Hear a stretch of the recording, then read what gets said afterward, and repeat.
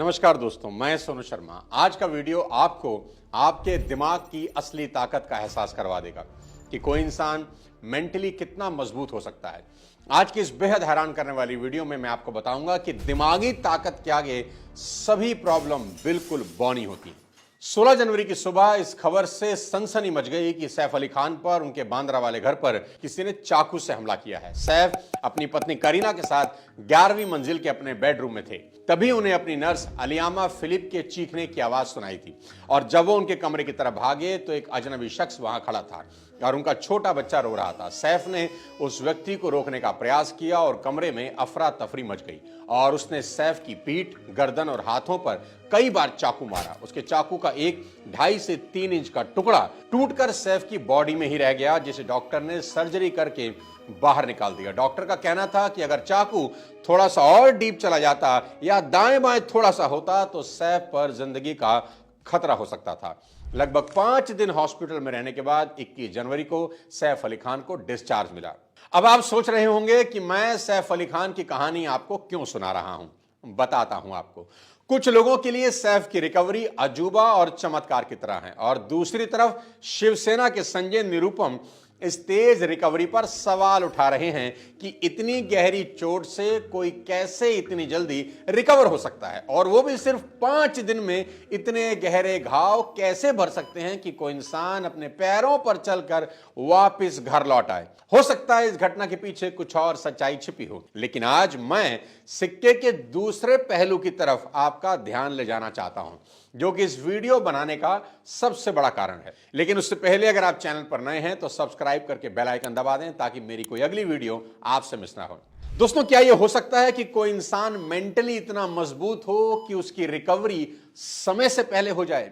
क्या सैफ अली खान मेंटली इतने मजबूत हैं कि वो मात्र 5 दिन में इतने बड़े जख्म के बाद अपने पैरों से खुद चलकर घर लौट आए? क्योंकि मेडिकल साइंस का तो यही मानना है कि इंसान की फिजिकल रिकवरी बहुत हद तक उसकी मेंटल स्ट्रेंथ पर डिपेंड करती है। इसकी सबसे बड़ी ताजा मिसाल हमें कुछ दिन पहले देखने को मिली क्रिकेटर ऋषभ पंत के केस में, जो कि मौत के मुंह से वापस निकल कर आ गए, जिनके एक्सीडेंट के बाद बहुत से लोगों ने यह कह दिया था कि खेलना तो बहुत दूर, अब ऋषभ पंत कभी ठीक से चल भी नहीं पाएंगे। लेकिन सिर्फ 14 महीने, जी हां, सिर्फ 14 महीने में ऋषभ पंत न सिर्फ ठीक हुए बल्कि T20 वर्ल्ड कप जीतने वाली टीम का हिस्सा बने। इसलिए सैफ अली खान की रिकवरी में जितना डॉक्टर का कमाल है उतना उनकी खुद की मेंटल स्ट्रेंथ का भी बहुत बड़ा रोल हो सकता है। लेकिन फिर भी अगर आपको यह सब इत्तेफाक लगता है तो इस वीडियो को आखिरी तक देखिए। मेरा दावा है कि आपकी सोच को आज 440 वॉट का झटका लगने वाला है, क्योंकि आज के इस वीडियो में मैं आपको ऐसे जाबाज बहादुर लोगों की कहानियां सुनाने वाला हूं जिन्होंने अपने हौसलों और जिद के आगे हर हादसे को बौना साबित कर दिया। और मेरी गारंटी है कि इस वीडियो को देखने समझने के बाद कोई नहीं पूछेगा कि सैफ इतनी जल्दी ठीक कैसे हो गए। तो हौसले और जिद की पहली कहानी है एक 13 साल की लड़की बेथनी हैमिल्टन।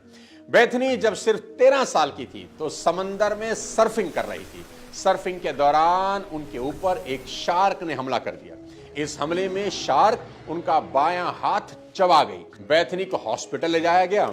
आपको अगर सैफ अली खान के 5 दिन में घर लौटने पर ताज्जुब हो रहा है तो अंदाजा लगाइए कि बेथनी हैमिल्टन को घर लौटने में कितना वक्त लगा होगा, जिसका एक हाथ ही शार्क खा गई हो।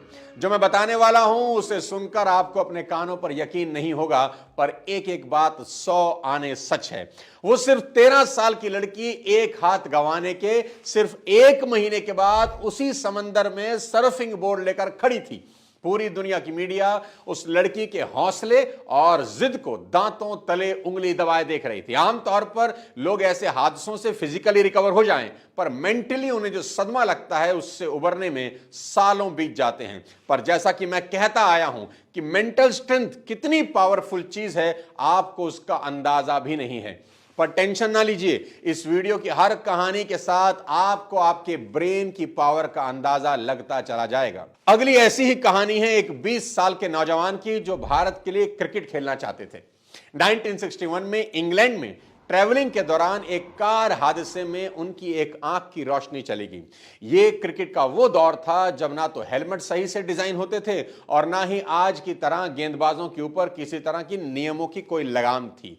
सही मायने में कहा जाए तो ये वो वक्त था जब टेस्ट मैच का असली मतलब होता था आग उगलती गेंदों के सामने बल्लेबाजों की काबिलियत का इम्तिहान।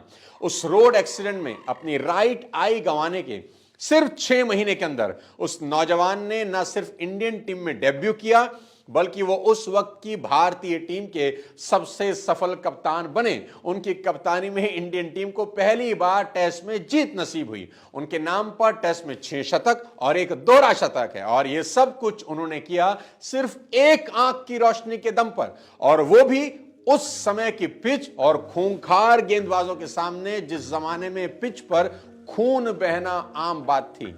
आप बिल्कुल ठीक सोच रहे हैं, मैं बात कर रहा हूं सैफ अली खान के पिता नवाब मंसूर अली खान पटौदी के बारे में, जिन्हें प्यार से लोग टाइगर पटौदी बुलाते थे।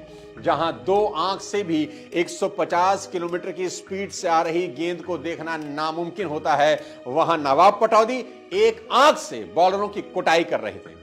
इंग्लैंड के फॉर्मर कैप्टन जॉफ्री बॉयकॉट को कभी विश्वास नहीं हुआ कि कोई इंसान सिर्फ एक आंख से कैसे टेस्ट क्रिकेट खेल सकता है। वो आखिर तक कहते रहे कि मंसूर अली खान पटौदी झूठ बोल रहे हैं, ऐसा हो ही नहीं सकता, जबकि ये सच था। दोस्तों, अगर टाइगर पटौदी के अंदर लड़ने का, जूझने का जज्बा ना होता तो उस दौर की गेंदबाजी के सामने एक आंख की रोशनी से 9 साल तो क्या 9 गेंद खेलना भी नामुमकिन था। इंसान का दिमाग उसकी फिजिकल रिकवरी में बहुत बड़ा रोल निभाता है। अगली कहानी ध्यान से सुनिए। यह कहानी एक ऐसे हॉकी प्लेयर की है जो सिर्फ 17 साल की उम्र में ओलंपिक में डेब्यू करने वाला दुनिया का यंगेस्ट हॉकी प्लेयर बनता है और अगले ही साल जूनियर वर्ल्ड कप में सबसे ज्यादा गोल करने वाला प्लेयर भी। साल 2006 में उसकी परफॉर्मेंस की वजह से उसे वर्ल्ड कप के लिए चुना जाता है। हॉकी की दुनिया इस नए उजले सितारे के इस्तकबाल के लिए बेताब है, पर एक हादसा इस सितारे को अपनी आगोश में लेने के इंतजार में बैठा था। तारीख थी 22 अगस्त 2006। यह खिलाड़ी अपनी टीम को ज्वाइन करने के लिए कालका शताब्दी एक्सप्रेस से दिल्ली आ रहा था। तभी रेलवे गार्ड की बंदूक से गलती से गोली चलती है और सीधा उस खिलाड़ी के लोअर एब्डोमेन में लगती है। फिर 30 दिन के बाद उस खिलाड़ी को हॉस्पिटल में होश आता है। डॉक्टर उसे बताते हैं कि उसकी कमर के नीचे का हिस्सा पैरालाइज हो गया है और अब वो पूरी जिंदगी कभी हॉकी स्टिक नहीं उठा पाएगा। 20 साल की उम्र में दोस्त, जहां लोगों का करियर शुरू भी नहीं हो पाता और यहां डॉक्टर ने उसके करियर पर दी एंड का ठप्पा लगा दिया। डॉक्टर ने कहा कि अगर तेज रिकवरी चाहिए तो एक ही तरीका है, कितना भी दर्द तुम्हें हो पेन किलर कभी मत खाना। और बस उस 20 साल के लड़के के लिए इतनी उम्मीद ही काफी थी। उसने एक हॉकी स्टिक को मोटिवेशन के लिए अपने पास रखा और अगले 1 साल तक वो लड़का दर्द से तड़पता रहा, रोता बिलखता चीखता रहा, पर उसने एक दर्द की गोली भी अपने गले के नीचे नहीं उतारी। उसका नतीजा क्या हुआ? 1 साल के अंदर वो अपने पैरों पर खड़ा हो गया और फिर अगले साल 2008 में वो वापस उसी टीम का हिस्सा बना जिस टीम की जर्सी उस हादसे ने उससे छीन ली थी। और ठीक 1 साल के बाद वो लड़का अजलान शाह हॉकी टूर्नामेंट में मैन ऑफ द टूर्नामेंट का खिताब जीतता है। उसकी कहानी पर दिलजीत दोसांझ एक फिल्म बनाते हैं सूरमा नाम से, और उस सूरमा का नाम है संदीप सिंह, जो बाद में हरियाणा के स्पोर्ट मिनिस्टर भी बनते हैं। दोस्तों, अब तक के वीडियो से ये तो समझ में आ गया होगा कि आपकी जिंदगी में आपके ब्रेन का कितना बड़ा रोल है। एक बड़ी मशहूर किताब है ब्रेन दैट चेंज इटसेल्फ। उसमें एक neuroscientist Paul Bach y Rita की कहानी है, जिससे सुनने के बाद आपको समझ आ जाएगा कि सैफ अली खान, संदीप सिंह, बेथनी हैमिल्टन जैसे लोगों ने इतनी जल्दी रिकवरी कैसे की। पॉल के पिता पेट्रो एक टीचर थे, पर एक स्ट्रोक की वजह से वो पैरालाइज हो गए और छोटे छोटे काम के लिए दूसरों के मोहताज हो गए। डॉक्टरों ने हाथ खड़े कर दिए कि अब यही इनकी जिंदगी है, पर पॉल के बड़े भाई जॉर्ज, जो कि एक साइकेट्रिस्ट थे, उन्होंने डॉक्टर के इस फैसले को मानने से इनकार कर दिया और वो अपने पिता की देखभाल के साथ साथ उनसे बातें करते, उनको मोटिवेट करते, उनको भरोसा दिलाते रहते कि कुछ नहीं है, आप ठीक हो सकते हैं। धीरे धीरे कुछ सालों में पॉल के पिता पेड्रो ना सिर्फ चलने फिरने लगे, बल्कि उन्हें वापस टीचिंग का काम शुरू कर दिया और कई किताबें लिख डाली। बाद में जब उनकी मौत हुई तो मेरी जैन नाम की एक डॉक्टर ने पेड्रो की बॉडी ऑटोप्सी की, जिसके बाद पता चला कि पेड्रो की बॉडी कभी पूरी तरह से रिकवर ही नहीं हुई थी।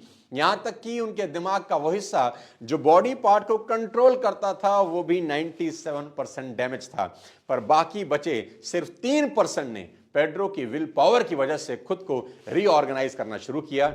यानी पेड्रो की पूरी बॉडी को उनका दिमाग, उनकी विल पावर चला रही थी। इस करिश्मे को मेडिकल साइंस में नाम दिया गया न्यूरोप्लास्टिसिटी। इसी की मदद से अंधे लोग सिर्फ छू कर चीजों को देख सकते हैं, क्योंकि स्किन जो डेटा दिमाग को देती है, दिमाग उसी से एक तस्वीर बना लेता है। इसी कारण से आपने अक्सर किसी क्रिटिकल मरीज के बारे में डॉक्टर को यह कहते सुना होगा कि अगर इसके अंदर जीने की चाह होगी ये ठीक हो सकता है, वरना हम अपनी तरफ से सब कुछ कर चुके हैं। इस वीडियो को अब मैं एक और हीरो की कहानी से खत्म करने वाला हूं, पर उससे पहले इतना जान लीजिए कि इंसान के शरीर की हर मसल को लेकर रिसर्च हो चुकी है, पर इंसान का दिमाग आज भी साइंस के लिए अबूझ पहेली बना है। ये वो कहानियां हैं जो मशहूर हुई, न जाने ऐसी कितनी कहानियां हैं जो खबरों तक ही नहीं आ पाई। अगर आप भी किसी ऐसी कहानी को जानते हैं तो कमेंट में जरूर शेयर करें। अब आते हैं इस वीडियो की आखिरी कहानी पर। यह कहानी है एक वर्ल्ड चैंपियन की, जिनका नाम है निकी। निकी को फार्मूला 1 के इतिहास के महानतम रेसर्स में से गिना जाता है, पर उनकी महानता की सबसे बड़ी वजह उनकी कमबैक स्टोरी है। तारीख थी 1 अगस्त 1976। जर्मन ग्रैंड प्री में रेसर निकी अपनी फरारी चला रहे थे। अचानक उनकी फरारी का कंट्रोल बिगड़ा और वो क्रैश हो गई, और अगले ही पल फरारी में आग लग गई। और जब तक निकी को निकाला गया तब तक उनका चेहरा और हाथ बुरी तरह जल चुका था। आग से निकला जहरीला धुआं निकी के फेफड़ों को डैमेज कर चुका था। यह एक्सीडेंट इतना भयानक था कि निकी के अंतिम क्रिया के लिए एक पादरी तक को बुला लिया गया था, पर निकी की सांसें अभी चल रही थी। उन्हें हॉस्पिटल ले जाया गया। उनके बचने के चांसेस बिल्कुल जीरो थे, पर फिर भी वो बच गए। वो दोबारा रेस ट्रैक पर लौटेंगे ये कोई सोच भी नहीं सकता था।